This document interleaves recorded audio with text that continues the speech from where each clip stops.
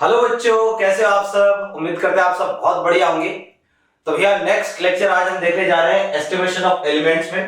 पिछली क्लास में हमने बात कर ली थी भैया डिटेक्शन ऑफ एलिमेंट की, कि आखिर एक सैंपल में हम ये कैसे पता लगाते हैं कि उसमें कार्बन है या नहीं है, हाइड्रोजन है या नहीं है, नाइट्रोजन, सल्फर, फास्फोरस, हैलोजन, इन सब का डिटेक्शन हमने कर दिया था। हमने ये बता दिया था कि एक जो गिवन सैंपल होता है बेसिकली उसमें कौन कौन से एलिमेंट्स होते हैं। ठीक है, तो इसकी बात हमने पिछली क्लास में कर ली थी। आज की क्लास में हम ये बात करेंगे कि चलो आपने एक बार ये बता दिया कि भैया इस सैंपल में कार्बन है, इसमें हाइड्रोजन है, इसमें नाइट्रोजन है, तो अब हम ये बात करेंगे कि आखिर इनका परसेंटेज कितना होता है। कि उस सैंपल में मान लो मैंने आपको 10 ग्राम का 20 ग्राम का सैंपल दिया और सैंपल में आपने ये तो डिटेक्ट कर लिया कि कौन सा एलिमेंट है। अब मैं आपको पूछूंगा कि भैया ये 20 ग्राम में ये एलिमेंट कितना है। जैसे 20 ग्राम में जो कार्बन अपने पास मान लो आपने निकाला, 20 ग्राम में कार्बन आ गया 10 ग्राम इंटू 100, तो कितना परसेंट आ गया? 10%, 50% जो अपने पास क्या आ गया? कार्बन आ गया। ठीक है, तो बेसिकली हम क्या करेंगे कि कोई भी गिवन सैंपल है, उस सैंपल में कौन से एलिमेंट का परसेंटेज कितना है ये हम बात करेंगे। तो यहां क्योंकि हम क्वांटिटी की बात कर रहे हैं कि एक गिवन सैंपल में उस एलिमेंट की कितनी क्वांटिटी है, तो इसको हम बोलते हैं क्या? Quantitative analysis. देखिएगा, तो टॉपिक है आज का क्या? Quantitative analysis. देखो, क्वांटिटेटिव एनालिसिस, क्वांटिटेटिव एनालिसिस। देखिएगा कि ये जो पॉइंट है क्वांटिटेटिव एनालिसिस, ये एक्चुअल में है क्या। तो मैंने कहा कि हम क्या करते हैं सैंपल में, है ना, ये फाइंड करते हैं कि कौन सा एलिमेंट कितना है। तो इसका पर्पस क्या है? Purpose is to find the percentage of element, है ना, या फिर आप ये कहो कि the mass percentage, this will be mass percentage, the mass percentage of element in a given sample, है ना, कि जो भी अपने पास एलिमेंट है उस सैंपल में जो हो आपको क्या करना है? मास परसेंटेज निकालना है कि भैया कोई भी पर्टिकुलर एलिमेंट का मास कितना है। तो अगर आपको परसेंटेज निकालना है, परसेंटेज ऑफ एलिमेंट, इसका एक ही तरीका, ठीक है, इसका एक ही तरीका, तो नीचे तो आप क्या करोगे? परसेंटेज निकालने का तरीका यही है कि टोटल मास ऑफ सैंपल में से वो एलिमेंट कितना है। तो इसका एक ही तरीका, नीचे तो क्या आएगा? टोटल मास ऑफ सैंपल, ठीक है, हमेशा, और ऊपर क्या आ जाएगा? उसमें जो भी मास है एलिमेंट का, मास ऑफ एलिमेंट, ठीक है, और इनटू क्या कर दो? 100 कर दो। This will be the formula of percentage. और यही आपको सब में अप्लाई करना है, जितने भी मेथड आएंगे सब में यही तरीका काम मिलेगा कि आप कुछ भी करके ये पता कर दो कि एलिमेंट कितना है। ये तो क्वेश्चन में गिवन होगा कि भैया टोटल सैंपल कितना है, ये तो क्वेश्चन में गिवन होगा। आपको केवल इतना करना है कि केवल मास पता करना है कि उस एलिमेंट का मास कितना है सैंपल में। तो अगर मास पता कर दोगे तो हमारे पास यहाँ पर क्या आ जाएगा? परसेंटेज भी आ जाएगा। तो अब देखो जरा कि सबसे पहले हम यही काम करते हैं, क्वांटिटेटिव एनालिसिस करते हैं कार्बन और हाइड्रोजन के लिए। तो मैं हेडिंग लगाऊंगा estimation of carbon and hydrogen, estimation of carbon and hydrogen. देखो जी कि कार्बन और हाइड्रोजन का पता कैसे लगाते हैं ये तो हम पहले पढ़ चुके हैं कि पता लगाने के लिए जो हम CO2 में कन्वर्ट करते हैं कार्बन को और H2 में कन्वर्ट करते हैं किसको? हाइड्रोजन को। तो इनका पता कैसे लगाते हैं ये तो हम पढ़ चुके हैं। अब कितना अमाउंट बनेगा ये हमें चेक करना है। तो वही बात कि जो भी गिवन सैंपल है, ठीक है, अच्छा, इसको जो है ना एक मेथड होता है जिसको हम बोलते हैं लिबिक मेथड। तो मैं यहां पर जो पहले लिख देता हूं, carbon and hydrogen are estimated by Liebig method, Liebig method, ठीक है। इस मेथड का नाम क्या होता है? लिबिक मेथड होता है। तो लिबिक मेथड से हम क्या करते हैं, इसको जो है वो बेसिकली सैंपल में कार्बन और हाइड्रोजन का पता लगाते हैं। और लिबिक मेथड होता क्या है तो मैं लिख देता हूं, in this method all carbon of sample is converted into CO2 and all hydrogen, ठीक है, all hydrogen of sample is converted into H2, ठीक है। बस सिंपल सा काम, वही काम करना है जो हमने डिटेक्शन के लिए किया था, ठीक है, कि जितना भी कार्बन है उसको CO2 में कन्वर्ट कर दो, जितना भी हाइड्रोजन है उसको क्या कर दो? H2 में कन्वर्ट कर दो। कैसे कन्वर्ट करना कोई मतलब नहीं है ना। तो हमारे पास जो ये सैंपल है, देखो सर कि सैंपल, इसका जितना भी कार्बन और हाइड्रोजन, इसमें कार्बन और हाइड्रोजन है, तो आपको क्या करना है, जितना भी कार्बन है उसको CO2 में कर दो और जितना भी हाइड्रोजन है उसको किस में कर दो, H2O में कन्वर्ट कर दो और इस CO2 और H2O को क्या कर दो, कलेक्ट कर दो, कलेक्टेड, बोथ आर कलेक्टेड, इसको कलेक्ट कर दो और कलेक्ट करके जो है इनका मास मेजर कर दो कि H2O कितना बना, CO2 कितना बना। मान लो यहां पर जो इसका तो बन रहा है x ग्राम, इसका बन रहा है कितना, y ग्राम, ठीक है, दोनों का हमने एक तरीके से मास मेजर कर लिया। अब देखो हम तो क्या चाहते हैं, हमें तो क्या करना है भैया जी, ये बताना है कि वो जो भी सैंपल है उसमें कार्बन कितना है, जितना भी आपको सैंपल का मास दिया है उसमें बेसिकली कार्बन है कितना, हमें तो ये बताना है। तो देखो कार्बन का अगर परसेंटेज निकालना चाहते हैं हम, तो मैं ये बोलूंगा कि भाई जितना भी CO2, अच्छा इस CO2 का मास ना देकर कई बार आपको हो सकता है टेम्परेचर दे दे, वॉल्यूम दे दे, प्रेशर देंगे, तो हम PV/NRT लगा के क्या कर देते हैं, CO2 का मास निकाल लेते हैं, पहले मोल निकाल लेंगे फिर मास निकाल लेंगे। कुल मिला के हमें CO2 का ओवरऑल जो है यहाँ पर मास निकालना कि कितनी CO2 बनी, कि जो भी आपको सैंपल का मास दे रखा था W ग्राम, जो भी सैंपल दे रखा था उस सैंपल से कितना CO2 बना, कितना वाटर बना, हमें ये चेक करना है। तो अब आप यूं सोचो कि मैं ये बोलूंगा देखो 4 कार्बन, कि कार्बन का हम परसेंटेज निकालना चाहते हैं ना, तो मुझे ये बताओ कि CO2 का मोलर मास कितना होता है, 44, और अगर 44 ग्राम CO2 होगा तो उसमें कार्बन का मास कितना है, 12 ग्राम। अरे भाई 44 कैसे आएगा, कार्बन का 12, ऑक्सीजन का 1 का 16, तो 2 का कितना 32, टोटल हो गया कितना 44। तो मैं ये बोलूंगा कि मास of CO2, mass of carbon, ध्यान से देखिएगा, मास of carbon in 44 gram CO2 कितना आएगा, 12 gram. Then mass of carbon in 1 gram CO2, तो ये कितना आ जाएगा 12/44। 1 ग्राम CO2 में कार्बन कितना होगा, 12/44। तो यहां पर x ग्राम CO2 बन रहा है, मास of carbon in x gram CO2, this will B 12/44 into कितना x, this is mass of carbon in sample. कि जो सैंपल था ना उसमें टोटल कार्बन कितना है, टोटल कार्बन अपने पास इतना है 12/44 इनटू x। और भैया देखो कि परसेंटेज निकालने का तरीका अभी मैंने बताया था कि परसेंटेज निकालने का तरीका, नीचे तो क्या आता है, टोटल मास ऑफ सैंपल, और ऊपर हमारे पास क्या आता है, मास ऑफ कार्बन। और इस सैंपल में मास है कितना, तो सैंपल में मास है 12 इंटू 44, और यहां पर क्या आ जाएगा अपने पास, मास ऑफ x, क्या, what is x, mass of CO2 form, mass of formed CO2। ये लो जी, लिबिग मेथड में कार्बन का परसेंटेज निकालने का हमारे पास एक तरीका आ गया, एक फॉर्मूला आ गया। और आपको ये कंसेप्ट ही समझना, जितने भी हमारे पास एस्टिमेशन के फॉर्मूले बनने वाले हैं, क्वांटिटेटिव एनालिसिस के फॉर्मूले बनने वाले हैं, सबका यही कंसेप्ट होगा। आप खुद सोचो, वीडियो पॉज करो और यहां पर जो है मुझे हाइड्रोजन के लिए फॉर्मूला लिख के बता दो, सेम टू सेम मेथड, ठीक है।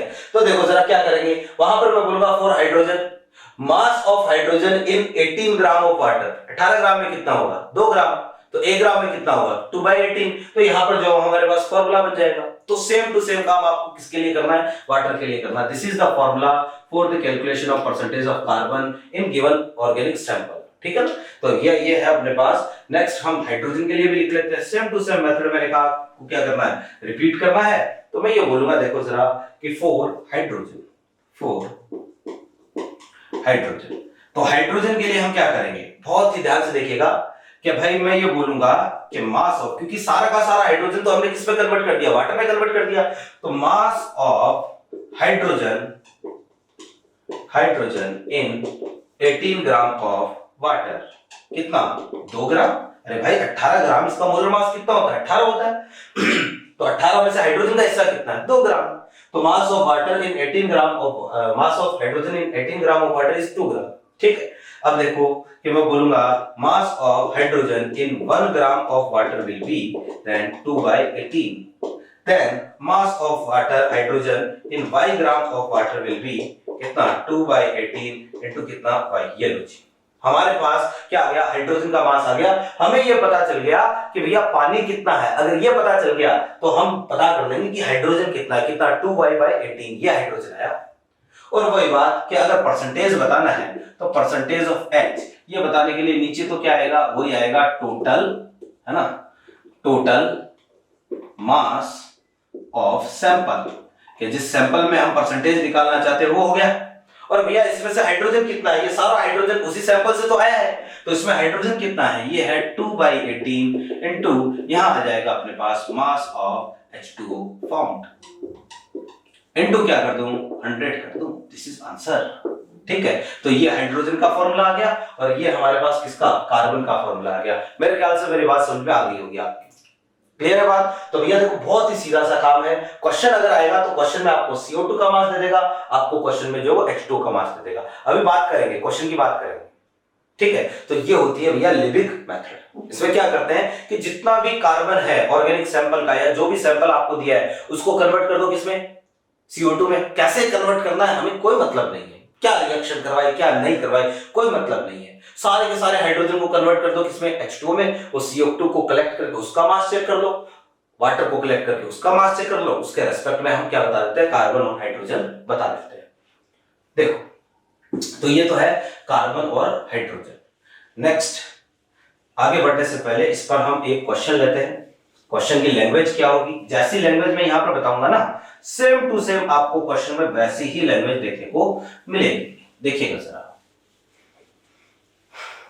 ये जैसे ऐसा है कि मैंने आपको ये दिया कि भैया 8 gram of a sample of organic compound, ठीक है। फिर आपको बोला gives 2.2 gram of CO2 and, ठीक है। फिर आगे आपको ये बोल दिया 0.9 ग्राम ऑफ वाटर, ठीक है। Calculate the mass percentage of carbon and hydrogen, ठीक है। ये जो है उसको मैं कंप्लीट कर देता हूं। Gives 2.2 gram of CO2 and 0.9 gram of water in Liebig method, ठीक है। फिर आपको बोला है कि calculate the mass percentage of carbon and hydrogen in sample. तो आपको सैंपल में जो इनका मास परसेंटेज फाइंड करना है, चेक करना है। तो सबसे पहले देखना कि हम परसेंटेज ऑफ कार्बन बताते हैं, सीधा सा फॉर्मूला बेस्ड क्वेश्चन आएगा और कुछ नहीं करना है। हाँ ये हो सकता है ज्यादातर जो हो, कई बार आपको हो सकता है इस CO2 का वॉल्यूम दे दे, टेम्परेचर दे दे, प्रेशर दे दे, तो हम Pv² nRT लगा के क्या मोल निकाल लेंगे और मोल से क्या आ जाएगा, मास आ जाएगा। ओवरऑल हमें मास ही काम में लेना है। तो परसेंटेज ऑफ कार्बन अभी मैंने बताया था कितना आता है भैया, 12/44 into mass of sample. Mass of sample जो है अपने पास कितना है, ये क्वेश्चन में गिवन है कितना 8, और CO2 का मास कितना बन रहा है, ये बन रहा है भैया जी 2.2 ग्राम, ठीक है। ये आ गया अपने पास क्या, परसेंटेज ऑफ कार्बन, है ना। जो भी चीजें कैंसिल होती है उनको आप कैंसिल कर दो, ये कैंसिल हो गया कितनी बार, 2 टाइम्स, ये जाएगा कितना 6, तो हमारे पास ये आ जाएगा कितना 3/4%, यानी 0.75%। ये तो आ गया किसका, कार्बन का मास परसेंट, ठीक है। बाकी कोई हो सकता है कोई दूसरा भी एलिमेंट होगा, उससे हमें कोई मतलब नहीं है, परसेंटेज बताना है। परसेंटेज ऑफ हाइड्रोजन अगर आपको बताना है तो ये कितना है 2/18, मास ऑफ सैंपल इज कितना 8, और ऊपर जो कितना आ जाएगा 0.9 इनटू क्या कर दो 100 कर दो। अच्छा यहाँ पर जो है ना ये आएगा इतना, ठीक है 30/4%, क्योंकि ये 10 भी तो है यहाँ पर, ठीक है। तो ये हमारे पास आ जाएगा, ये कैंसिल हुआ 2 कैंसिल हुआ, तो यहाँ आया 10/8%। सीधा सा काम होता है, फॉर्मूला बेस्ड क्वेश्चन आता है, लिबिक मेथड है, बहुत ही आसान सा काम है कि सारी की सारा कार्बन किसमें, CO2 में, सारा हाइड्रोजन किसमें, H2O में, ठीक। तो भैया ये तो हुई एक बात, कार्बन हाइड्रोजन को चेक कर दिया। अब आगे बढ़ते हैं, देखिएगा नेक्स्ट मेथड है नाइट्रोजन, ठीक है। नाइट्रोजन के लिए कि नाइट्रोजन का एस्टिमेशन हम कैसे करते हैं, तो next is estimation of nitrogen.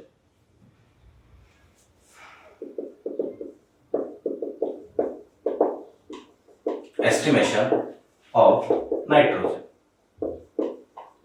ठीक है। भैया देखो कि नाइट्रोजन को एस्टिमेट करने के लिए या नाइट्रोजन को फाइंड करने के लिए आपको बेसिकली जो 2 मेथड दिए जाते हैं। एक तो हमारे पास होता है डुमास मेथड, एक होता है ज़ेडोल मेथड। कंसेप्ट ध्यान में रखना, कंसेप्ट यही है, कुछ भी करके हमें क्या करना है, जो भी सैंपल आपको दे रखा है ना, उस सैंपल को जो है बेसिकली उस सैंपल में एलिमेंट का मास चेक करना और कुछ नहीं करना है।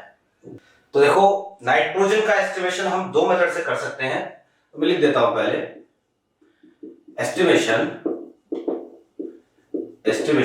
Of nitrogen, can be done by two methods. ठीक है, नाइट्रोजन को हम दो तरीके से एस्टिमेट करेंगे। सबसे पहला इसमें है Dumas method and second is Kjeldahl method. ठीक है, देखो कि हमें जो है वो दोनों पढ़ने हैं, क्योंकि दोनों जो है वो जरूरी है, एनसीईआरटी में भी दोनों मेंशन है। तो देखो सबसे पहले हम बात कर लेते हैं डुमास मेथड की। डुमास मेथड, ठीक है भैया, बहुत ही आसान सा काम है। आपको क्या करना है, देखो कंसेप्ट वही जो अभी मैंने आपको बताया था लिविंग मेथड में, या आप हमेशा ध्यान रखो कि मास ऑफ सैंपल तो आपको गिवन होगा और आपको कुछ भी करके ये पता करना है कि उस सैंपल में वो एलिमेंट कितना है। तो डुमास मेथड में हम क्या करते हैं, जो भी आपके पास सैंपल है ना, जो भी सैंपल आपको गिवन है, इसमें नाइट्रोजन होगा। ठीक है, हम क्या करेंगे, मान लो नाइट्रोजन के साथ कार्बन हाइड्रोजन भी है, तो हम क्या करेंगे, इस सैंपल को CuO के एक्सेस के साथ इसको हीट करेंगे, और इसको CuO के एक्सेस के साथ जब आप हीट करोगे तो इसका जितना भी कार्बन होगा वो CO2 में कन्वर्ट हो जाएगा, जितना भी पानी होगा वो मतलब हाइड्रोजन होगा वो H2 में कन्वर्ट हो जाएगा, और जितना भी नाइट्रोजन होगा ना वो इसका कन्वर्ट हो जाएगा किसमें, N2 में। सारा का सारा नाइट्रोजन, आप सोचो कि पूरा कंप्लीट नाइट्रोजन जो किसमें चला गया, N2 में चला गया। अब भाई हम तो एक काम करते हैं, हम तो ये जानते हैं कि अगर आपको यहां पर परसेंटेज ऑफ नाइट्रोजन बताना है, ठीक है, तो इसका तरीका ये होगा, नीचे तो आएगा हमारे पास क्या, टोटल मास ऑफ सैंपल, और ऊपर क्या आएगा, मास ऑफ नाइट्रोजन, कि भाई मास ऑफ नाइट्रोजन, यही आएगा। ठीक है, और इनटू क्या करो 100। तो आपको सैंपल का मास तो गिवन होगा, केवल और केवल हमें क्या करना है, कुछ भी जुगाड़ करके, कोई भी टेक्निक कैसे भी करके मास ऑफ नाइट्रोजन चेक करना है। और हमने क्या किया, सारा का सारा नाइट्रोजन किस में कन्वर्ट कर दिया, N2 में कन्वर्ट कर दिया। मैं काम करता हूं, मैं चेक कर देता हूं इस N2 का मास कितना है, क्योंकि जितना मास इस N2 का होगा उतना ही मास जो क्या है सैंपल में नाइट्रोजन का है। तो भैया देखो कि यहां से हम इसको क्या करते हैं, this N2 was collected, this N2 will be collected. ठीक है, इसको कर दो कलेक्ट। ठीक है, और इसको कलेक्ट करके इसका टेम्परेचर, प्रेशर, वॉल्यूम मेजर कर लो, और PV nRT से हम क्या करेंगे, यहां से जो है वो एक तरीके से नाइट्रोजन का मास निकाल लेंगे। तो हमें क्या करना है, इसको कलेक्ट किया और प्रेशर PV nRT लगा के यहां से क्या कर लेते हैं, मोल निकाल लेते हैं। तो मोल क्या आएंगे, PV/RT। ये मोल आ गए, और मोल आ गए तो मैं ये बोलूंगा कि भैया मास ऑफ नाइट्रोजन, तो मास ऑफ N2 ये कितना आ जाएगा, PV/RT इंटू कितना 28। ये लो हमारे पास सैंपल में जितने भी नाइट्रोजन थी उसका मास आ गया PV/RT इंटू 28। कई बार क्वेश्चन में क्या करेगा कि आपको जो है ना डायरेक्टली इसका एसटीपी पर वॉल्यूम दे देगा। अब यार एसटीपी पर वॉल्यूम दिया तो हम डायरेक्टली जो 22.4 से डिवाइड करके उसको किसमें, मोल में कन्वर्ट कर लेंगे, 28 से मल्टीप्लाई कर देंगे तो क्या आ जाएगा, मास आ जाएगा। तो यहां पर मुझे बताओ कि मेरे पास परसेंटेज ऑफ नाइट्रोजन ये निकालने का क्या तरीका है। तो ये निकालने का तरीका नीचे तो वही क्या, टोटल मास ऑफ सैंपल, और ऊपर क्या आएगा, ऊपर आएगा भैया जी PV/RT into 28 and multiplied by 100। This is answer, this is the formula by which we will calculate the percentage of nitrogen by Dumas method। ठीक है, तो ये फॉर्मूला आ गया अपने पास। अब आप जो है क्वेश्चन जो है उसमें प्रेशर, वॉल्यूम, टेम्परेचर सारी चीजें मेंशन होगी, अप्लाई करो आंसर आएगा। क्लियर है बात। तो ये तो है डुमास मेथड। देखो एक क्वेश्चन देखते हैं, एक नहीं इस पर दो तरह के क्वेश्चन बनते हैं, हम दोनों देखते हैं, फिर हम बात करेंगे आगे जेल्डोल मेथड की। देखिएगा इसको हम क्वेश्चन समझ लेते हैं, साथ साथ जो क्वेश्चन प्रैक्टिस करना बहुत जरूरी है, यहाँ से न्यूमेरिकल पूछे जाते हैं एग्जाम में, डुमास मेथड, जेल्डोल मेथड बहुत जरूरी है। देखो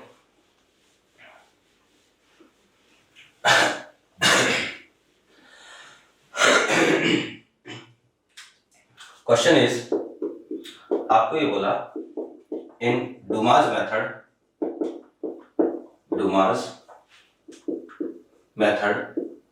for estimation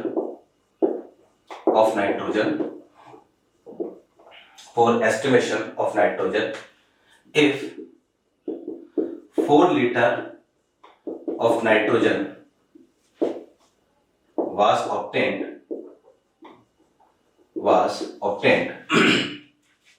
by 4 gram of sample of organic compound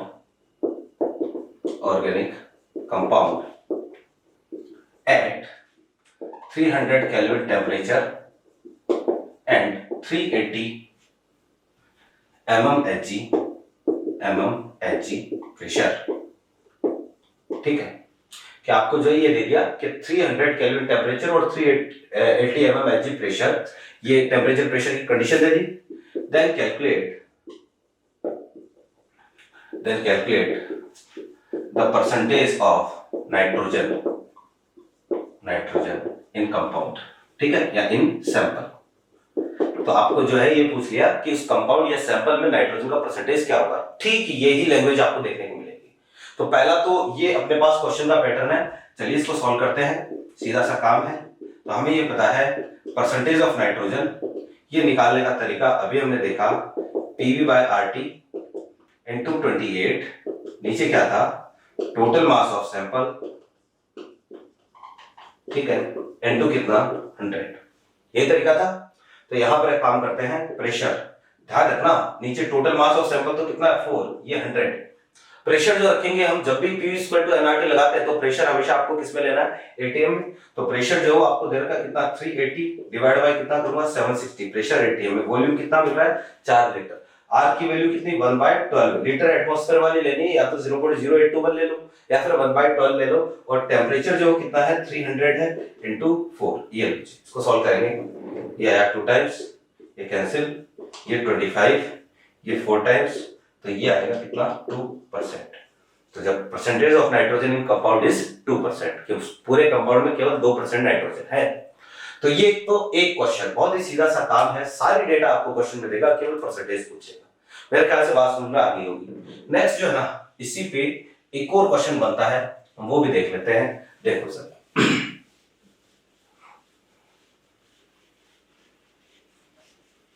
देखिए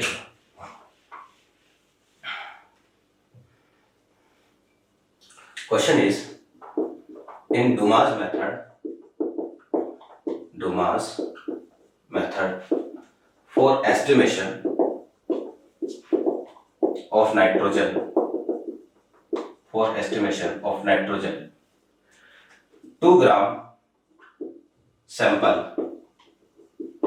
of organic compound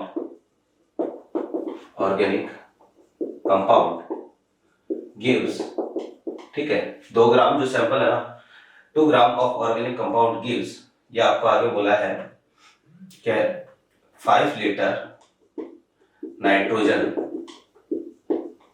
eight 300 kelvin temperature, 300 kelvin, and ये आपको दे दिया 210 mmHg प्रेशर। अब इतना डेटा तो पिछले वाले जैसे सेम है, केवल जो वैल्यूज बदली है मैंने, बाकी क्वेश्चन जो है पैटर्न क्या है, सेम ही है, लैंग्वेज भी सेम ही है। आगे एक लाइन ऐड करके देगा कि भाई इफ एक्वस टेंशन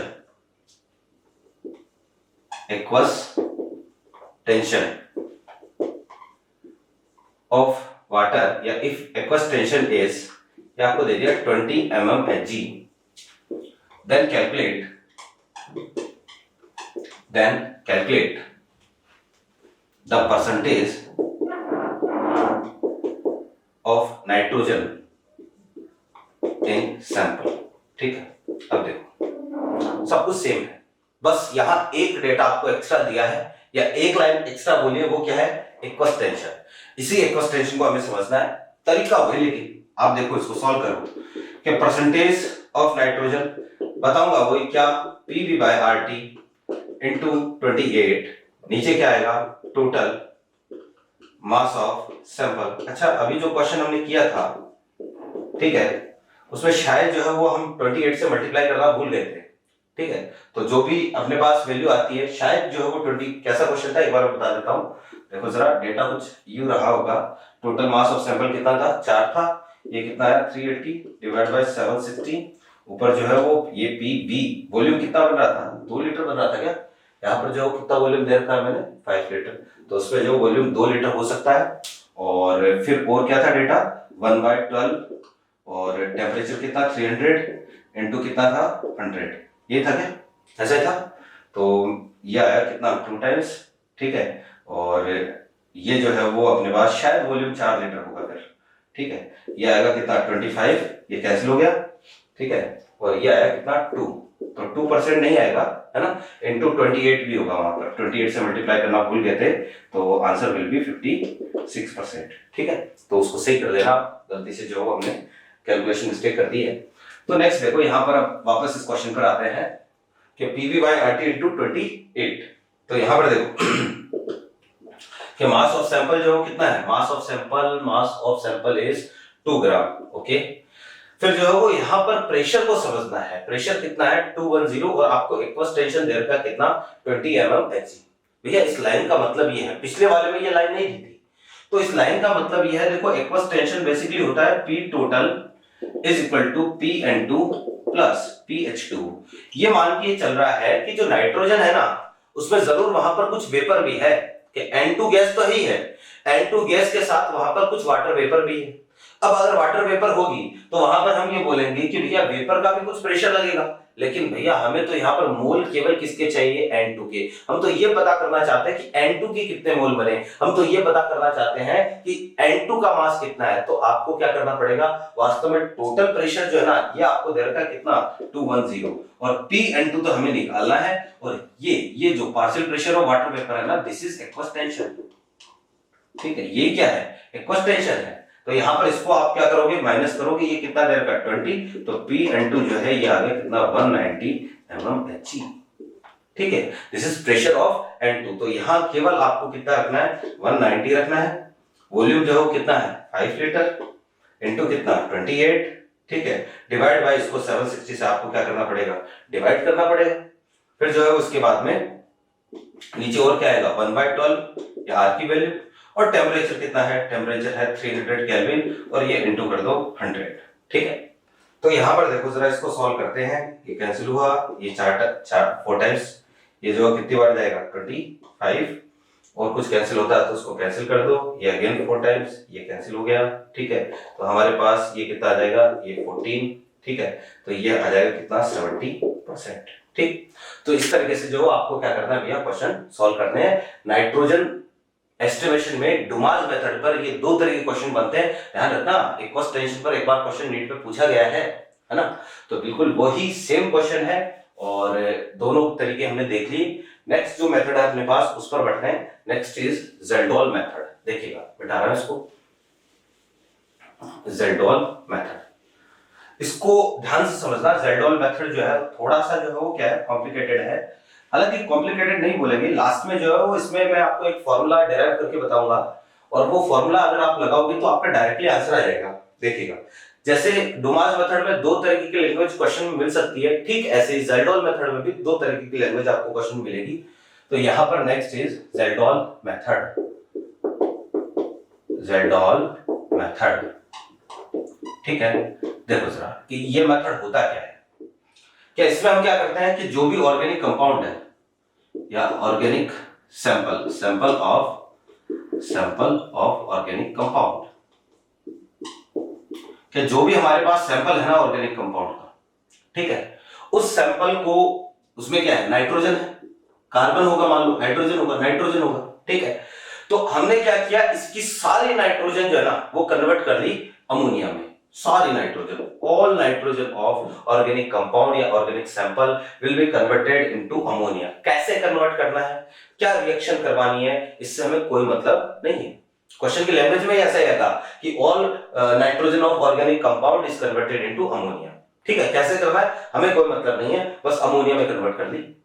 तो यहां पर देखो जरा कि अगर आपको परसेंटेज ऑफ नाइट्रोजन निकालना है, परसेंटेज ऑफ नाइट्रोजन, तरीका वही, नीचे तो क्या आएगा टोटल मास ऑफ सैंपल, नीचे तो ये रहेगा, और ऊपर क्या आएगा, ऊपर आएगा भैया इस सैंपल में मास ऑफ नाइट्रोजन, कि नाइट्रोजन कितना है, इनटू क्या कर दूं 100 कर दूं, ऐसे करेंगे। अब देखो कि परसेंटेज ऑफ नाइट्रोजन हमें निकालना है, तो मैं नीचे तो लिखूंगा वही टोटल मास ऑफ सैंपल, नीचे तो हमारे पास ये आएगा इनटू कितना 100।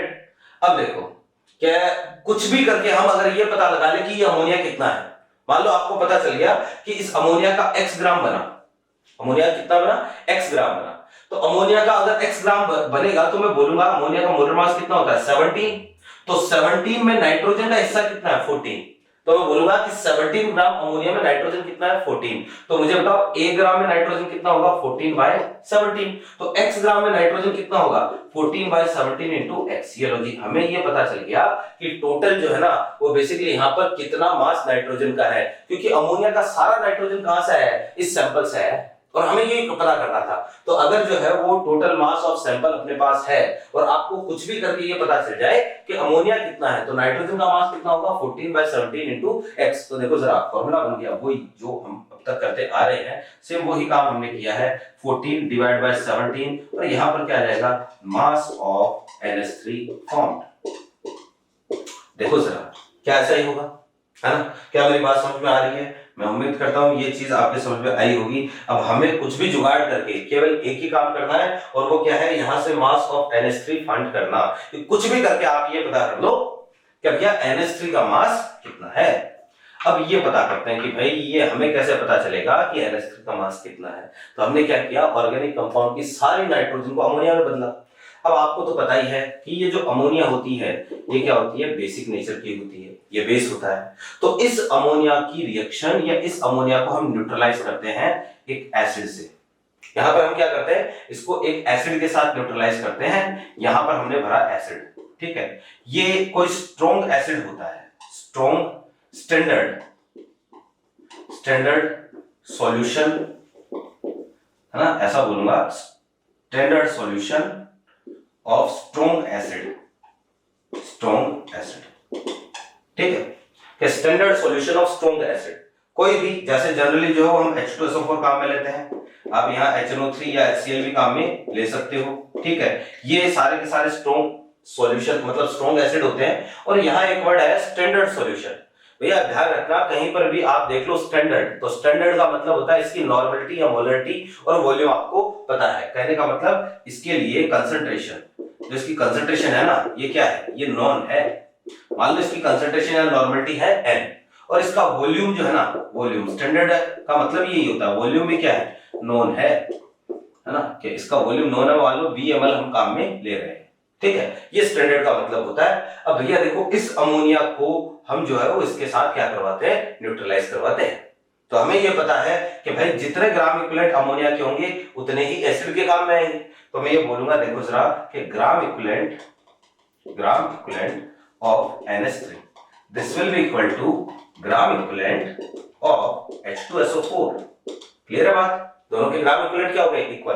भैया देखो, आप इस मेथड को समझो, जब हम क्वेश्चन करेंगे तो ये चीज क्वेश्चन से बहुत आसान हो जाएगी, ठीक है। और लास्ट में अभी एक फॉर्मूला डेराइव करेंगे, वही फॉर्मूला जो आपको ध्यान में रखना है। तो दोनों के ग्राम इक्विवेलेंट क्या होंगे, इक्वल होंगे।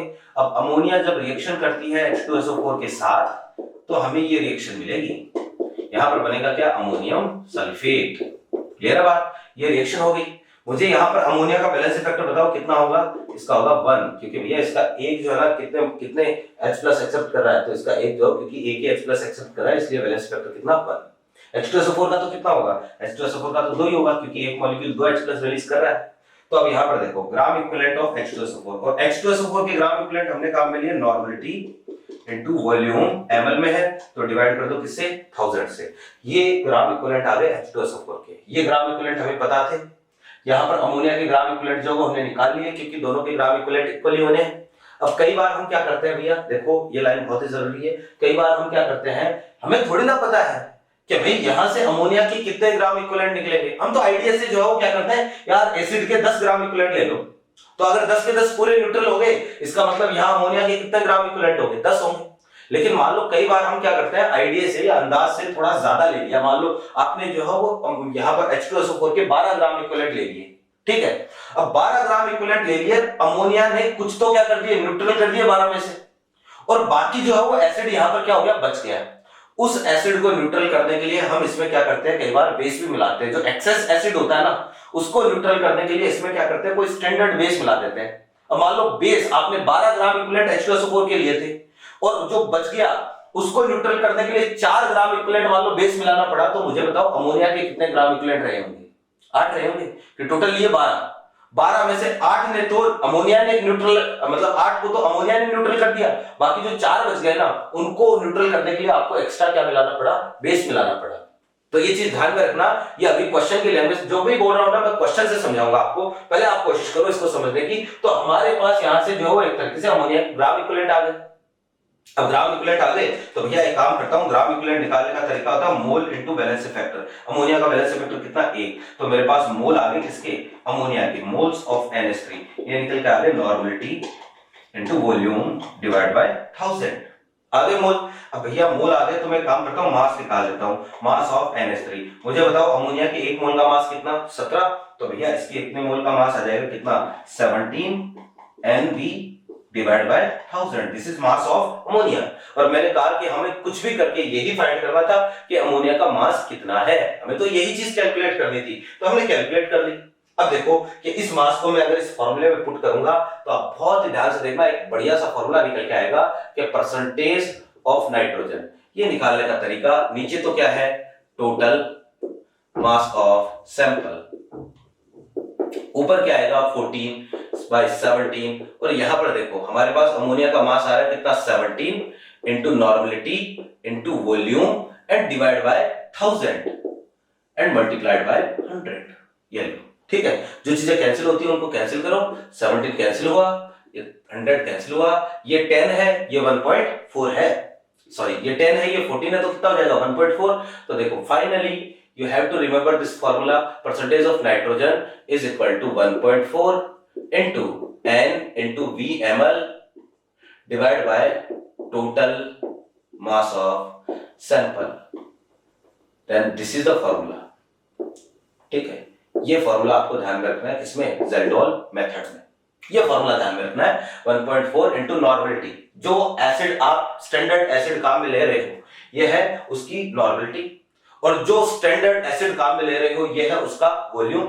ध्यान रखना उतना ही वॉल्यूम काम में लेना है जितना कि अमोनिया के साथ रिएक्शन करे। अभी क्वेश्चन समझते हैं, डिवाइड कर दो टोटल मास ऑफ सैंपल से, परसेंटेज डायरेक्टली आ जाएगा, इनटू 100 करने की जरूरत नहीं पड़ेगी क्योंकि हम जो 100 को क्या कर चुके हैं, कैंसिल कर चुके हैं।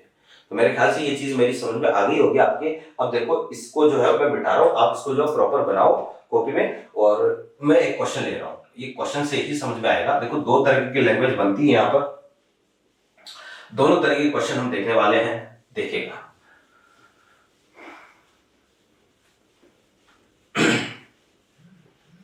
हाँ, पहला क्वेश्चन तो ऐसा है, in Kjeldahl method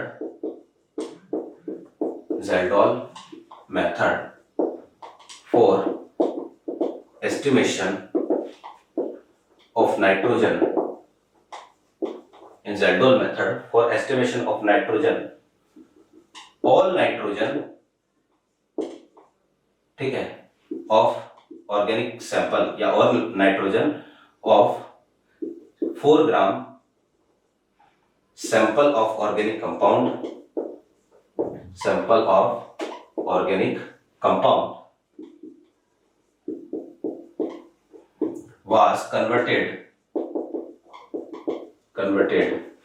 into ammonia, ठीक है। all sample of organic compound मतलब all nitrogen of 4 gram sample of organic compound was converted into ammonia, बस ये सेम लैंग्वेज ऐसी मिलेगी, ठीक है ना। this ammonia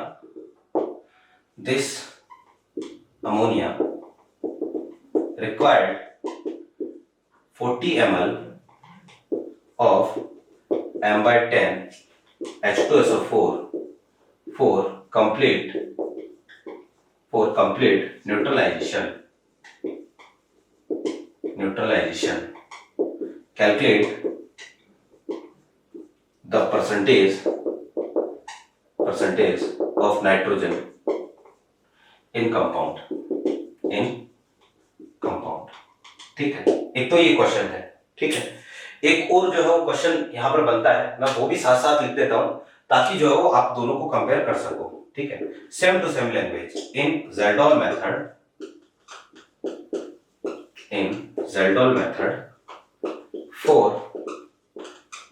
estimation of nitrogen, ठीक है। in Zeldol method for estimation of nitrogen, all nitrogen of, जैसे सेम हम ले लेते हैं 4 ग्राम सैंपल, क्योंकि लैंग्वेज में ही डिफरेंस आएगा, बाकी डेटा जो होते हैं ना, डेटा से कोई फर्क नहीं पड़ता है, डेटा कुछ भी मिल सकता है। Organic compound was converted into ammonia। देखो सेम लैंग्वेज है, यहां तक ठीक है। आगे ये बोला है कि जैसे this ammonia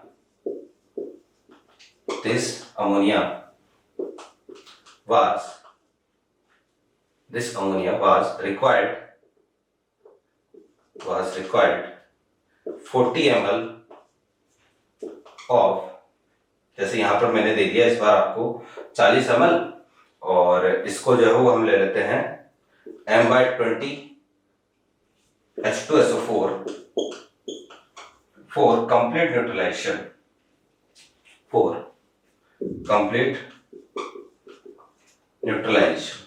अब यहां तक सब कुछ सही है, ठीक है।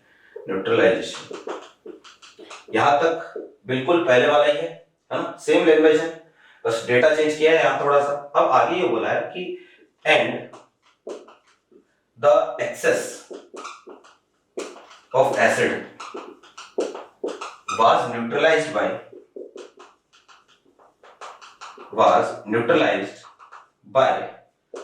10 ml of 0.1 molar NaOH, ठीक। Calculate the percentage of nitrogen in sample, ठीक है। ये है कि आपको क्या करना है, नाइट्रोजन का परसेंटेज निकालना है, कहां, सैंपल में। 2 क्वेश्चन है, दोनों की लैंग्वेज भी सेम है, बस एक में एक लाइन एक्स्ट्रा ऐड करी है, जिससे क्वेश्चन जो है वो क्या हो गया, चेंज हो गया है। सबसे पहले हम इस क्वेश्चन की बात करते हैं। मैं वापस से बता देता हूं आपको कि भैया देखो जरा, कि वापस इसका एक तरीका देखना कि हमारे पास सैंपल है, सैंपल में जितनी भी नाइट्रोजन है उसको किस में बदला, अमोनिया में बदला। इस अमोनिया की रिएक्शन जो है ना, इस वाले क्वेश्चन में ये करवा रहा है किसके साथ, M/10 H2SO4, और इसका कितना, इसका 40 ml काम में ले रहा है, ठीक है। तो आपको ये बोल रहा है कि परसेंटेज क्या होगा, तो इस क्वेश्चन में इसने ये माना है जितनी भी अमोनिया यहां पर बनी, सारी अमोनिया जो है वो इस वाले H2SO4 से न्यूट्रल हो गई, यानी आपने यहां पर उतना ही H2SO4 लिया जितनी अमोनिया यहां पर बन रही है, यानी इन दोनों के ग्राम इक्विवेलेंट इक्वल है, ठीक है। तो आप डायरेक्टली परसेंटेज अगर बताओगे तो मैं बोलूंगा percentage of nitrogen directly 1.4, total mass of sample कितना है, 4 ग्राम है। ऊपर नॉर्मलिटी, भैया इसके लिए जो है मैं बोलूंगा normality 0.1 molarity, valence factor is 2, और वॉल्यूम कितना 40, ये कैंसिल हुआ, कितना है 10, ये हमारे पास आ जाएगा कितना 2.8%। ये लो जी, पहले वाले में नाइट्रोजन का परसेंटेज है कितना 2.8, यहां पर ये नॉर्मलिटी इनटू वॉल्यूम क्या होता है, मिलीग्राम इक्विवेलेंट, तो ये वो मिलीग्राम इक्विवेलेंट लेने हैं जितने मिलीग्राम इक्विवेलेंट अमोनिया के साथ रिएक्शन करे। तो ये सीधा सा काम डायरेक्टली जो एसिड वैसिड सब हमने रख दिया। अब आप देखो जरा नीचे वाले क्वेश्चन में, नीचे वाले क्वेश्चन में भी सेम काम करना है। ये तो हो गया अपना सॉल्व। नीचे वाले क्वेश्चन की लैंग्वेज देखो, इसमें जो है वो क्या बोलना चाहता है, इसको हम सॉल्व करते हैं सेम टू सेम, ऐसे ही इसको हम समझेंगे। देखिएगा कि क्वेश्चन ऐसा है कि वही सैंपल है, ठीक है, वही 4 ग्राम है, इसको बदल दिया किसमें, अमोनिया में। यहां पर जो हमने क्या ले रखा है, एसिड ले रखा है, और ये H2SO4 है। इसकी कंसंट्रेशन कितनी है इस बार, इसकी कंसंट्रेशन दे दी भैया M/20, ठीक है, और इसका वॉल्यूम जो कितना है 40 ml 40 ml। मैं इसके मिलीग्राम इक्विवेलेंट चेक कर देता हूं, मिलीग्राम इक्विवेलेंट, तो ये आ जाएगा भैया जी 1/20 मोलरिटी। मिलीग्राम इक्विवेलेंट चेक करने के लिए नॉर्मलिटी इनटू वॉल्यूम करना है, molarity valence factor is 2 and volume is कितना 40, तो इसके मिलीग्राम इक्विवेलेंट कितने लिए 4। अमोनिया को इसमें मिलाया, लेकिन भैया समस्या ये, हमें थोड़ी ना पता था कि अमोनिया की 4 निकलने वाले हैं। वो तो बाई चांस जो पहले वाले में जैसे हमने 8 ले लिए, तो बाई चांस जो 8 पूरे रिएक्शन हो गए, कंप्लीटली जो रिएक्शन हो गई, तो हमें पता चल गया कि इसके भी कितने 8। अब हमें नहीं पता है कि आपने ये 4 ले रखे है ना, 4 तो क्या है, ज्यादा है। अब ज्यादा है तो भैया जी जितने ग्राम इक्विवेलेंट अमोनिया के होंगे उतने रिएक्शन करेंगे, बाकी जो H2SO4 के क्या हो जाएंगे, बच जाएंगे, और जो बच गए उनको न्यूट्रल करने के लिए अब इसने मिला दिया क्या, NaOH। ठीक है, NaOH की मोलरिटी कितनी 0.1 और इसका दे दिया कितना 10 ml। आपने जो NaOH का इतना मिला दिया और इसने क्या किया, जो एक्स्ट्रा एसिड था उसको न्यूट्रल किया। मैं चेक कर लेता हूं मिलीग्राम इक्विवेलेंट। तो इसके मिलीग्राम इक्विवेलेंट हमारे पास 0.1 into valency factor 1 into volume 10, कितने मिलीग्राम इक्विवेलेंट 1। ठीक है, तो भैया देखो कि एक्सेस एसिड को न्यूट्रल करने के लिए 1 ग्राम इक्विवेलेंट NaOH आपको मिलाना पड़ा। इसका मतलब यह है कितना एसिड एक्सेस था, एसिड का 1 gram equivalent 1 milligram equivalent excess में था। और मुझे बताओ यहां टोटल 4, एक को इसने न्यूट्रल किया तो जरूर अमोनिया ने कितने को न्यूट्रल किया होगा, 3 को न्यूट्रल किया होगा। मेरी बात समझ में आ रही होगी। तो अमोनिया ने 3 ग्राम इक्विवेलेंट को न्यूट्रल किया है, यानी जो फॉर्मूला है ना हमारे पास परसेंटेज ऑफ नाइट्रोजन निकालने का, नीचे तो आएगा क्या टोटल मास ऑफ सैंपल कितना 4, ऊपर कितना 1.4 और यहां नॉर्मलिटी इनटू वॉल्यूम क्या होता है मिलीग्राम इक्विवेलेंट। यहां वो मिलीग्राम इक्विवेलेंट रखोगे जिन्होंने अमोनिया के साथ रिएक्शन करी है, कितने ने करी है 3 ने करी है, तो यहां पर कितना रखूंगा 3। ठीक है, तो ये हमारे पास भैया जी क्या रहेगा 2.1 डिवाइड बाय कितना 2, ये लो जी। ठीक है, ये परसेंटेज रहेगा 1 पॉइंट कितना आएगा 05 के आसपास। तो जो भी परसेंटेज है ये परसेंटेज रहेगा। क्लियर है बात। तो ये है अपने पास ज़ेल्डोल मेथड, बहुत ही आसान सा काम है। ठीक है, अब चलो न्यूमेरिकल हो गए, मेथड हमने समझ लिया। उम्मीद करते हैं ये चीज समझ आ गई होगी। अगर कहीं कोई डाउट है एक बार वीडियो को रिवाइंड करें, दोबारा देखें। ठीक है, जितनी बार डाउट एक बार देखें, उसको ध्यान से देखें क्या बोल रहा है क्या नहीं बोल रहा है। एनसीईआरटी के बीच में जो एग्जांपल जो दे रखे हैं ना ज़ेल्डोल और डुमा पर, वो आप करना है। ठीक है, उनको करो, जाके देखो, तो ये चीजें जो पक्का हो जाएगी, क्लियर हो जाएगी बहुत ही अच्छे से। अब इस ज़ेल्डोल मेथड में ना 1-2 पॉइंट ध्यान में रखने हैं जो कि जरूरी है कि इसमें हम क्या करते हैं कि सारे के सारे नाइट्रोजन को बदलते हैं किसमें, अमोनिया में, है ना। कुछ ऐसे कंपाउंड होते हैं, कुछ ऐसे ऑर्गेनिक कंपाउंड होते हैं जिनके लिए हम ज़ेल्डोल मेथड काम में नहीं ले सकते। देखो जरा कि कौन से कंपाउंड है। मैं यहां लिखूंगा कि if nitrogen in organic compound, ये नोट लगा के आप लिख लेना, है ना, बहुत जरूरी है। If nitrogen in organic compound is present in form of azo group, nitro group, इसके अलावा एजोक्सी ग्रुप और nitrogen, if nitrogen in organic compound is present in form of azo group, nitro group, azoxy group or nitrogen is a member of ring for such a type of organic compounds, Zeldol method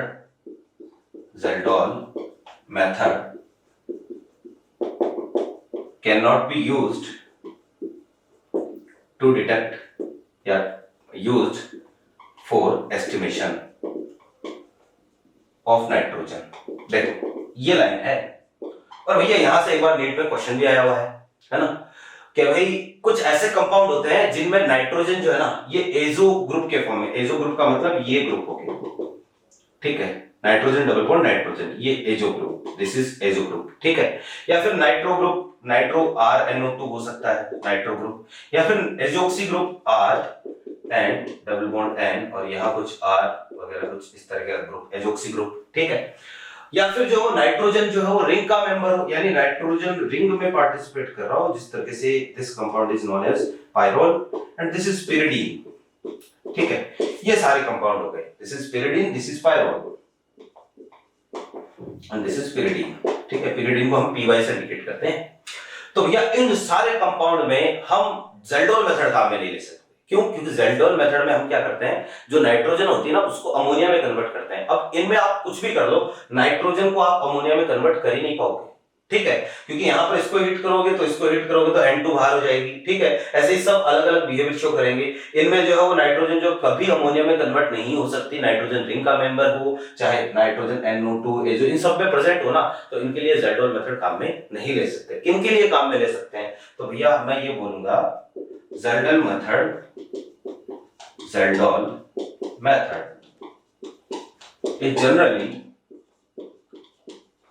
is generally used for compounds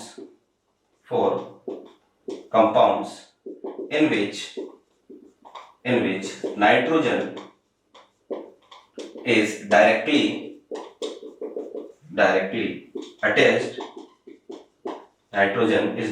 attached to carbon and hydrogen। ठीक है, तो generally हम उन compound के लिए काम में लेते हैं। अच्छा, ये कंडीशन तो जो है वो नहीं होनी चाहिए, ये कंडीशन होनी चाहिए कि कार्बन और हाइड्रोजन से डायरेक्टली अटैच होना चाहिए। जैसे एग्जांपल के लिए हमारे पास एल्काइल एमीन हो सकता है ना, या फिर आप जो 2 डिग्री एमाइन भी काम में ले सकते हो। ठीक है, या फिर जो है वो आप एनिलीन के लिए भी हम जो है ज़ेडोल मेथड काम में ले सकते हैं। कार्बन और हाइड्रोजन से अटैच होना चाहिए। यहाँ पर देखो जरा, आपको कि सर यहाँ पर भी कार्बन हाइड्रोजन से अटैच है, लेकिन ये रिंग का पार्ट है। नाइट्रोजन अगर रिंग का मेंबर हो, यहाँ नाइट्रोजन यहाँ पर भी आपको भी सर रिंग है, लेकिन रिंग का मेंबर थोड़ी ना, रिंग के बाहर है, तो रिंग का मेंबर हो तो काम में नहीं लेंगे। या फिर जो है वो नाइट्रो एजोक्स के फॉर्म में प्रेजेंट हो तो भी ज़ेडोल मेथड काम में नहीं आएगा। और ये एक बार जो नीट में आया वो क्वेश्चन भी है, जिसमें पूछा था कि इनमें से किस कंपाउंड के लिए ज़ेडोल मेथड हम काम में ले सकते हैं। एनिलीन उसका आंसर था, एनिलीन के लिए काम में आ सकता है। क्लियर है बात? तो ये है भैया अपने पास एस्टिमेशन ऑफ नाइट्रोजन। सबसे ज्यादा जो है वो सवाल डुमा और ज़ेडोल से ही पूछे जाते हैं इस चैप्टर में। मेरे ख्याल से मेरी बातें समझ आ गई होगी। नेक्स्ट आगे बढ़ते हैं एस्टिमेशन ऑफ नाइट्रोजन के बाद में। देखो, हम कार्बन हाइड्रोजन का एस्टिमेशन कर चुके हैं, यानी हम एक सैंपल में कार्बन और हाइड्रोजन का अमाउंट कितना होता है ये पता लगा चुके हैं। फिर इसके बाद में हम जो है वो यहाँ पर कार्बन हाइड्रोजन के अलावा नाइट्रोजन के लिए चेक कर चुके हैं, 2 मेथड, डुमा और ज़ेडोल। अब बाकी के जो एलिमेंट है ना, जैसे सल्फर और फास्फोरस, हैलोजन, 3 चीजें, इनको हम एस्टिमेट करेंगे केरियस मेथड से। ठीक है, तो थर्ड इज केरियस मेथड। देखना, केरियस मेथड, ठीक है, दिस मेथड इज यूज्ड, ये लिख देता हूं पहले मैं, आपको प्रॉपर जो नोट्स मेंटेन करने हैं भैया। मैं वापस से बता रहा हूं, अगर आप ऑनलाइन में नोट्स मेंटेन नहीं करते हो, नोट्स नहीं लिखते हो, उसका कोई आउटपुट नहीं आता है। खाली मोबाइल जो सामने रख के देखने से जो कोई मतलब वाली बात नहीं है। This method is used to estimate sulphur या हेलोजन, सल्फर एंड फास्फोरस। ठीक है, हम इन तीनों के लिए ये मेथड काम में लेते हैं और सेम साथ ही काम है। ठीक है ना, सेम ही है तीनों में, जो आपको कुछ नहीं करना, बस केवल और केवल ये पता करना है कि जो प्रेसिपिटेट बनता है वो किसका बनता है। जैसे हम क्या करेंगे, वो केरियस ट्यूब लेंगे एक, ठीक है, और केरियस ट्यूब में जो हेलोजन की टेस्टिंग के लिए हम याद करो हेलोजन का प्रेसिपिटेट किसमें क्या बनता है, प्रेसिपिटेट में AgX बनता है, AgCl, AgBr, AgI। बस वही काम करना है कि हमारे पास सैंपल है, सैंपल में कार्बन होगा, हाइड्रोजन होगा, हेलोजन होगा। मान लो सबसे पहले हम 4 हेलोजन कर रहे हैं, दिस इज 4 हेलोजन। हेलोजन के लिए काम कर रहे हैं, तो हेलोजन के लिए सैंपल है कार्बन, हाइड्रोजन जो है वो, और साथ में हेलोजन। इसमें जो HNO3 मिलाया, पहले सैंपल को HNO3 के साथ बॉईल करेंगे, फिर AgNO3 इसमें मिक्स करेंगे। किसका प्रेसिपिटेट बन जाएगा, AgX का प्रेसिपिटेट बन जाएगा। और AgX का प्रेसिपिटेट बन गया, इसको जो छान के अलग कर दिया, चेक कर लिया कितना मास बन रहा है। मान लो AgX का जो X ग्राम बन रहा है, यहाँ AgX क्या क्या हो सकता है, तो भैया क्लोरीन, ब्रोमीन, आयोडीन। ठीक है, इन तीन की बात हम करते हैं। तो मान लो इसका X ग्राम बन रहा है, तो हम देखो परसेंटेज बताने का हमारे पास तो तरीका नहीं कि परसेंटेज ऑफ हेलोजन, नीचे क्या लिखूंगा मुझे बताओ, टोटल मास ऑफ सैंपल, कि जो भी सैंपल का टोटल मास है। ऊपर क्या आएगा इसमें, mass of X in sample. हमें यही करना है कि हेलोजन का मास सैंपल में, इनटू क्या करूं, 100। तो हमें तो कुछ भी करके क्या करना है, सैंपल में X ढूंढना है कि ये X कितना है। तो अब इसके लिए देखो मैं क्या करूंगा, परसेंटेज ऑफ X, है ना। देखो जरा नीचे तो आ रहा है क्या, टोटल मास ऑफ सैंपल। अब ध्यान से देखना कि मान लो यहां पर जो है ना AgX, तो AgX की जगह बन गया AgBr। मान लो अगर ब्रोमीन है तो AgBr बनेगा। तो मैं ये बोलूंगा AgBr का मॉलिक्यूलर वेट होता है कितना, 188। तो मुझे बताओ 188 में ब्रोमीन कितना है, 80 ग्राम। ब्रोमीन का एटॉमिक मास कितना? 80। AgBr का मॉलिक्यूलर मास कितना? 188। तो 188 ग्राम AgBr में ब्रोमीन कितना? 80। 1 ग्राम AgBr हुआ तो ब्रोमीन का मास कितना आएगा? 188 बाय मतलब 80 बाय 188 कि 188 ग्राम में 80, तो 1 ग्राम में कितना? 80 बटे 188 है ना, 80 बाय 188। तो x ग्राम अगर AgBr बन रहा है तो मुझे बता दो ब्रोमीन का मास कितना होगा? 80 बाय 188 इंटू कितना? x। ये लो, ठीक है।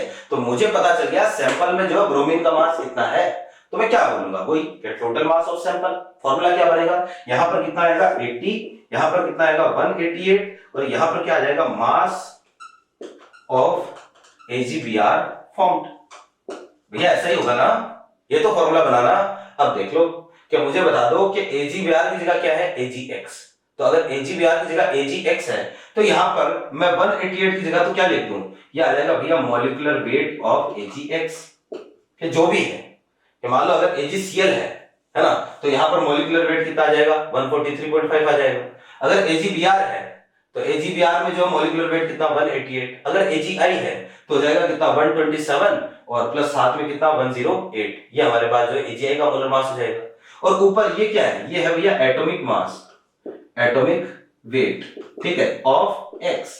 कि अगर जो वो AgCl है तो यहां ले लो 35.5, अगर AgBr है तो 80, AgI है तो कितना? 127 है ना, और N2 क्या आ गया? मास ऑफ, यहां क्या आ जाएगा? Agx form. ये लो जी, हमने क्या किया? केरियस मेथड से एक फॉर्मूला डिराइव कर दिया, वैल्यू रखो, इस फॉर्मूले में जितने भी है आंसर आ जाएगा।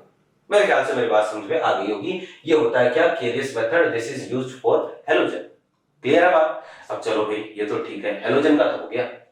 अब इसके बाद में जो है हम देख लेते हैं भैया सल्फर का, और फिर एक और बचेगा फास्फोरस का। ठीक है, देखिएगा 4 सल्फर, सल्फर के लिए करते हैं। Next is 4 sulphur. देखो वही सैंपल है, इसमें सल्फर है, इसको HNO3 के साथ क्या करेंगे? बॉइल करेंगे। अब सल्फर का जो है ना, इसमें मिला दो आप बेरियम नाइट्रेट, ठीक है, या फिर मिला दो बेरियम क्लोराइड। ठीक है, जैसे ही आप ये काम करोगे तो बेसिकली यहां पर जो है ना BaSO4 का पीपीटी जो है वो बन जाएगा, प्रेसिपिटेट ऑफ BaSO4। तो BaSO4 का प्रेसिपिटेट यहां पर बनेगा। अब जैसे ही वही बात कि BaSO4 का पीपीटी बन रहा है, छान के अलग कर दो, इसका मास आ गया मान लो कितना? x ग्राम। मुझे तो बता दो परसेंटेज ऑफ सल्फर, तो परसेंटेज ऑफ सल्फर के लिए नीचे तो वही टोटल मास ऑफ सैंपल, ऊपर क्या आएगा? Mass of sulphur in sample. ठीक है, और इनटू क्या कर दूं? 100 कर दूं। ठीक है, तो देखो कि अब BaSO4 का जो मॉलिक्यूलर वेट है ना, ये होता है कितना? 233। ठीक है, तो अब मैं ये बोलूंगा कि मान लो आपको जितना भी BaSO4 मिला, मान लो x ग्राम y ग्राम, तो वही बात कि 233 में मुझे बताओ सल्फर कितना है? 32 ग्राम। इसका टोटल 233 है, तो सल्फर जो कितना होगा? 32 होगा, 32 होगा। तो अगर इसका 1 ग्राम बन रहा है तो सल्फर 32 बाय 233। ठीक है, तो अब जितना भी ग्राम बन रहा है, मान लो x ग्राम है, तो मुझे बताओ सल्फर का मास कितना आएगा? इतना आएगा into x। This is mass of sulphur in organic compound. ठीक है, तो हमें यह पता चल गया कि उस पूरे ऑर्गेनिक कंपाउंड में जो भी सैंपल आपने ले रखा था उसमें सल्फर कितना है? उसमें सल्फर इतना है 32x बाय 233। तो यहां एक काम करता हूं, मेरे पास जो क्या फॉर्मूला बनेगा परसेंटेज ऑफ सल्फर के लिए? फॉर्मूला ये बनेगा, नीचे तो आएगा टोटल मास ऑफ सैंपल, ठीक है, और यहां पर क्या लिखूंगा? 233, और ऊपर जो हमारे पास यह क्या आ जाएगा? मास ऑफ BaSO4, और यहां पर जो क्या आ जाएगा अपने पास? एक तरीके से इसमें सल्फर का मास कितना? 32। ये लो, ये मेरे पास क्या आ गया? सल्फर का परसेंटेज आ गया। तो उम्मीद करते हैं ये चीज आपके समझ में आई होगी, है ना? सेम टू सेम सारे मेथड सेम है। फास्फोरस में भी हम ऐसा ही करने वाले हैं। ठीक है, तो देखो अब यहां से अगर क्वेश्चन आएगा, सिंपल सा काम कि आपको मास ऑफ सैंपल दिया होगा, जो भी रेस्पेक्टिव प्रेसिपिटेट बन रहे हैं उस प्रेसिपिटेट का मास गिवन होगा, और आपको जो क्या पूछेगा? आपको पूछ लेगा कि परसेंटेज कितना होगा। जैसे एक सिंपल सा क्वेश्चन लेते हैं, कोई जो कॉम्प्लेक्सिटी क्वेश्चन में नहीं होती यहां पर, ये आपको बोलेगा in Carius method for estimation of halogen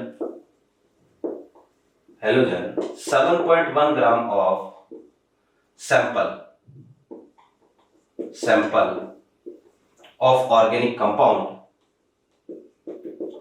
7.1 gram sample of organic compound gives, ठीक है, यहां पर आपको दे दिया 1.435 gram of precipitate of AgCl, ठीक है, calculate the percentage of chlorine in sample. तो आपको ये बोल दिया कि क्लोरीन का परसेंटेज कैलकुलेट करो सैंपल में।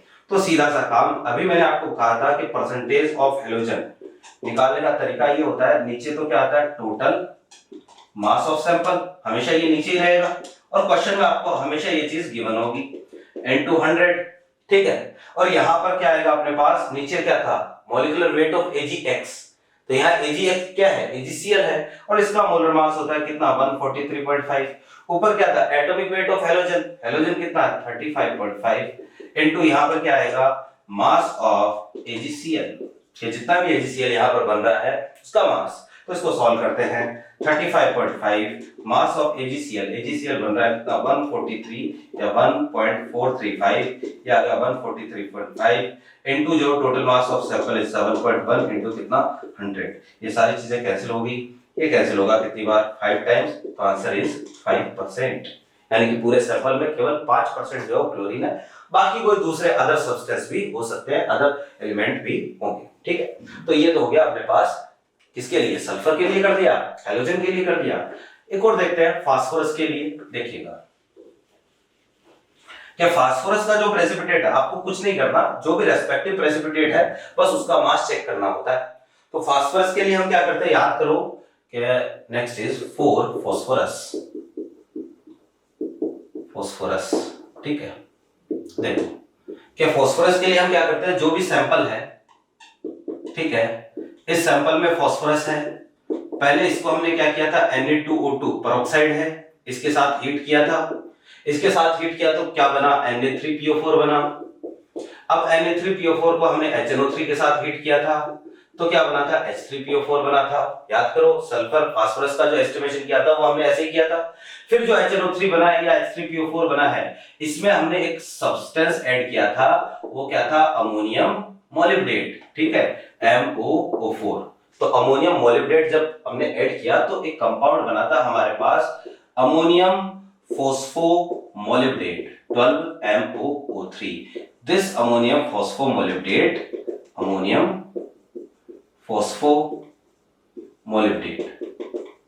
ठीक है, इसको कर लो कलेक्ट, ये येलो कलर का होता है और इसका क्या आता है PPT आता है, येलो PPT आता है, इसको कलेक्ट कर लो, इसका मास चेक कर लो, ठीक है। इसका मॉलिक्यूलर वेट आपको ध्यान में रखना है, मॉलिक्यूलर वेट होता है इसका कितना 1877 ग्राम पर मोल, ठीक है। अब देखो क्या होगा कि ये तो है फर्स्ट मेथड।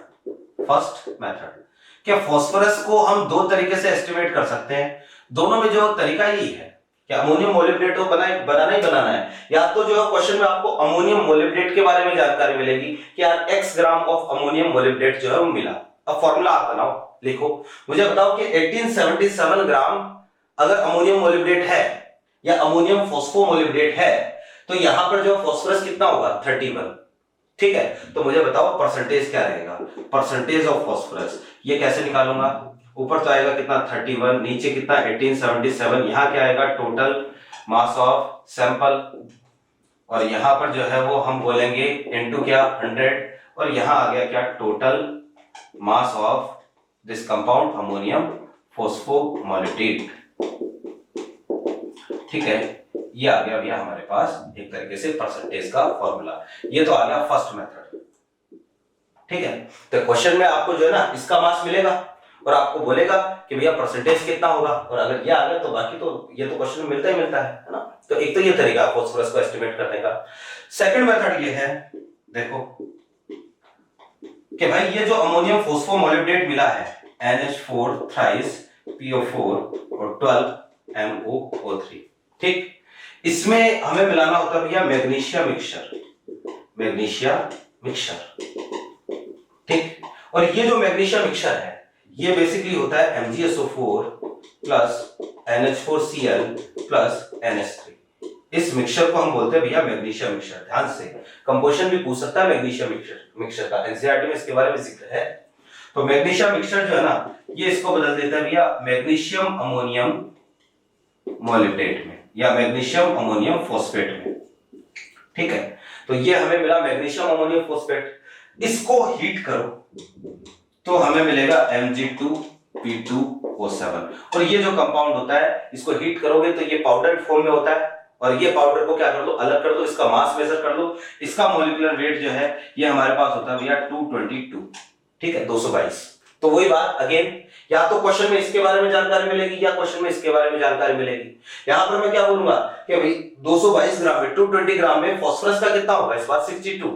222 ग्राम में फास्फोरस 62 है तो 1 ग्राम में कितना 62/220, तो x ग्राम में कितना 62/222 इनटू x। ये लो जी। तो यहां पर मैं बोलूंगा कि अगर इसके बारे में जानकारी दे तो परसेंटेज ऑफ फास्फोरस निकालने का तरीका क्या आएगा, 62 डिवाइड बाय 222। यहां पर क्या आ जाएगा, टोटल मास ऑफ Mg2P2O7। यहां नीचे आ जाएगा क्या, टोटल मास ऑफ सैंपल, ठीक है, इनटू 100। तो this is the method for estimation of phosphorus. तो फास्फोरस का एस्टिमेशन है ना, इन दोनों कंपाउंड के फॉर्म में किया जा सकता है। कौन सा काम में लेना है ये क्वेश्चन की लैंग्वेज पर डिपेंड करता है, क्वेश्चन में क्या डेटा दिया है उस पर डिपेंड करता है। तो मेरे ख्याल से मेरी बातें सारी समझ में आ गई होगी, ठीक है। लगभग सारे एलिमेंट हमने देख लिए। एक और है ऑक्सीजन। तो जब हम इतना पढ़ रहे हैं तो ऑक्सीजन भी देख लेते हैं। देखो जरा एस्टिमेशन ऑफ ऑक्सीजन।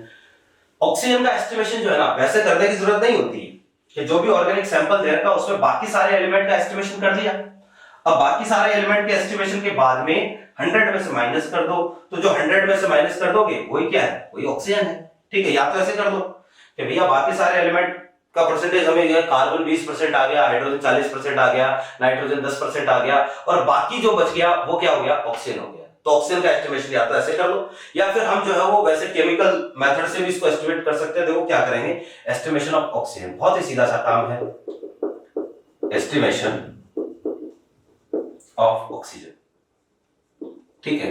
अब ये एस्टिमेट करने के लिए भैया परसेंटेज कितना है, ठीक है। तो ये एस्टिमेट करने के लिए हम बेसिकली क्या करते हैं, जो भी सैंपल है, ठीक है, इस सैंपल को हम क्या करते हैं, हीट करते हैं, है ना, इसको भयंकर हीट करते हैं, और इन प्रेजेंस ऑफ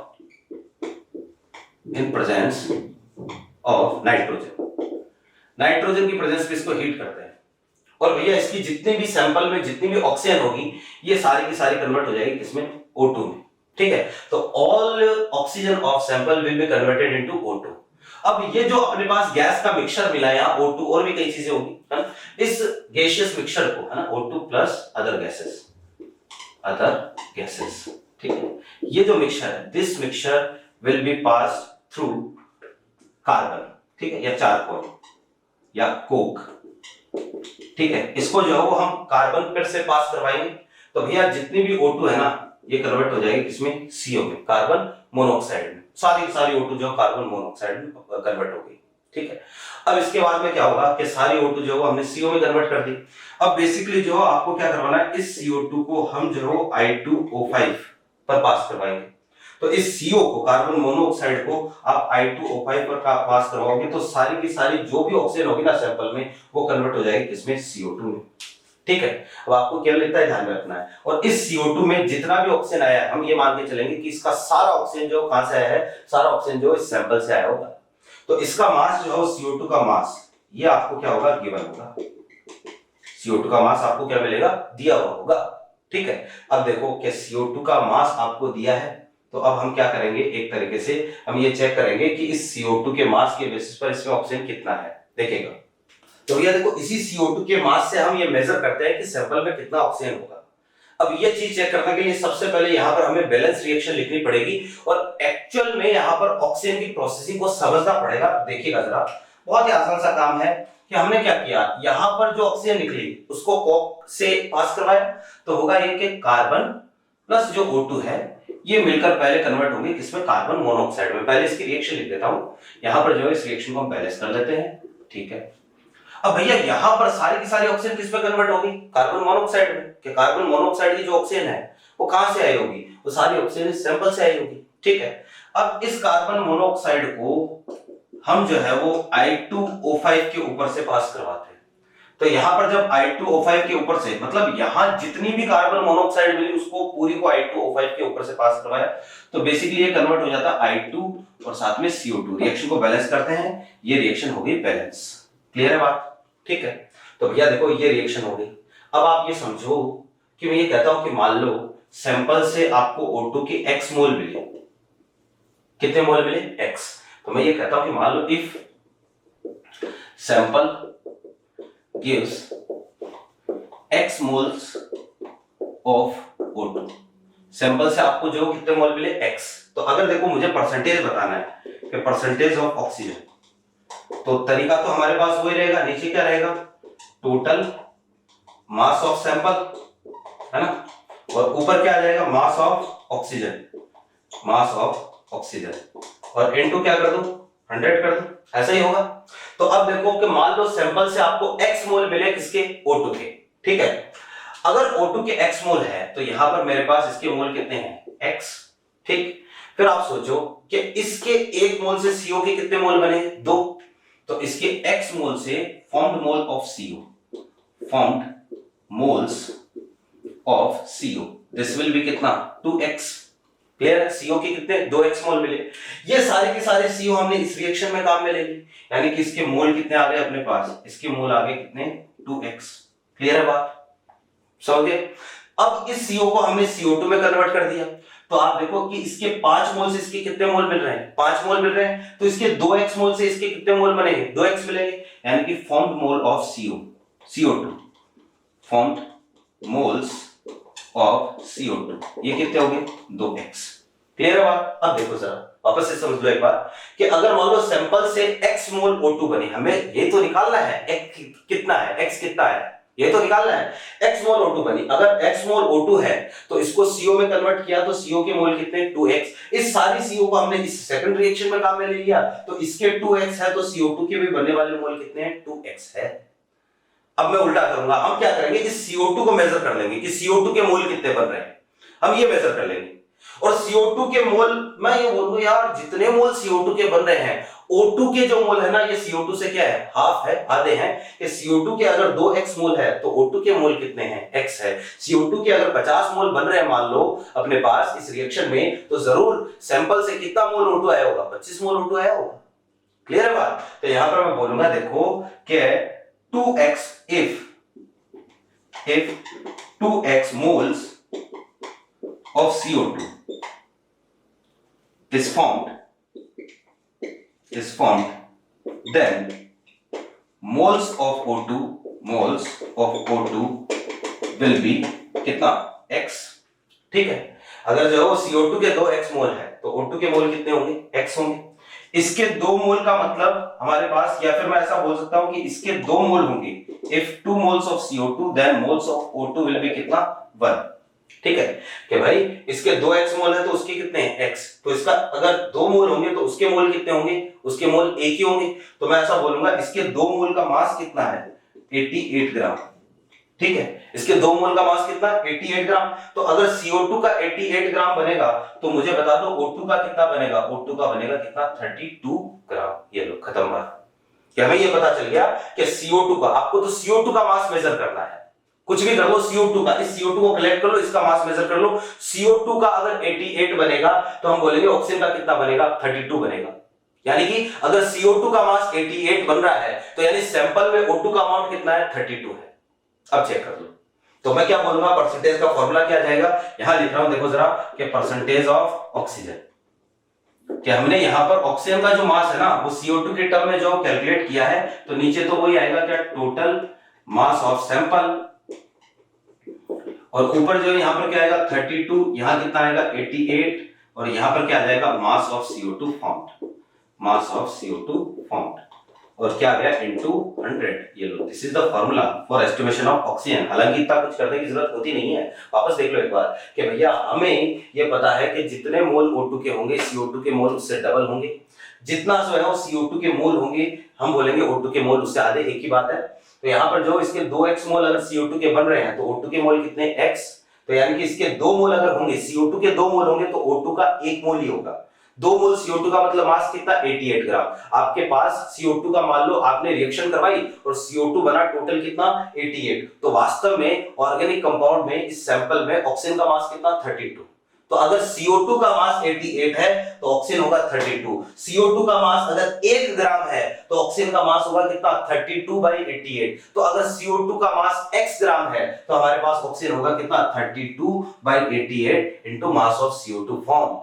और ये हमारे पास एक तरीके से ऑक्सीजन का मास आ गया, सैंपल की मास डिवाइड करके 100 से मल्टीप्लाई कर दो, परसेंटेज आ जाएगा। बाकी इतना कुछ करने की जरूरत नहीं होती है। ऑक्सीजन का परसेंटेज हम बाकी एलिमेंट का परसेंटेज चेक करने के बाद टोटल 100 में से माइनस करके कर सकते हैं। इसके अलावा देखो आजकल तो जो टेक्निक इतनी ज्यादा एडवांस हो गई है कि हमें जो है वो बेसिकली ये सब करने की जरूरत नहीं होती है। अगर कहीं टेस्टिंग करनी होती है तो हम डायरेक्टली, एक मशीन होती है, ठीक है, उस मशीन में जो है सारा सैंपल वगैरह जो भर देते हैं और डायरेक्टली वो परसेंटेज कैलकुलेट करके दे देती है, ठीक है। तो ये जो मशीन है इसको जो वो CHN कन्वर्टर कुछ ऐसा नाम है, एस्टिमेटर कुछ ऐसा बोलते हैं, एनसीईआरटी में दे रखा है, आप वो पढ़ लें लाइन, ठीक है। तो देखो ये सारा हमने कर दिया। हमने जो सबसे पहले एक तरीके से क्वालिटेटिव एनालिसिस पढ़ा पिछली क्लास में। इस क्लास में हमने जो क्वांटिटेटिव एनालिसिस कंप्लीट कर लिया। मैं उम्मीद करता हूँ ये दोनों क्लासेस जो हो आपने अच्छे से समझी होगी। नेक्स्ट क्लास में जो हो हम इसको कवर करेंगे, चैप्टर खत्म करेंगे प्योरिफिकेशन ऑफ ऑर्गेनिक कंपाउंड। तो अगली क्लास में हम प्योरिफिकेशन को ध्यान से पढ़ने वाले हैं, है ना। कोई भी डाउट रहा हो एक बार वापस से लेक्चर को देखें। यहाँ से हम मिलते हैं नेक्स्ट क्लास में। Thank you.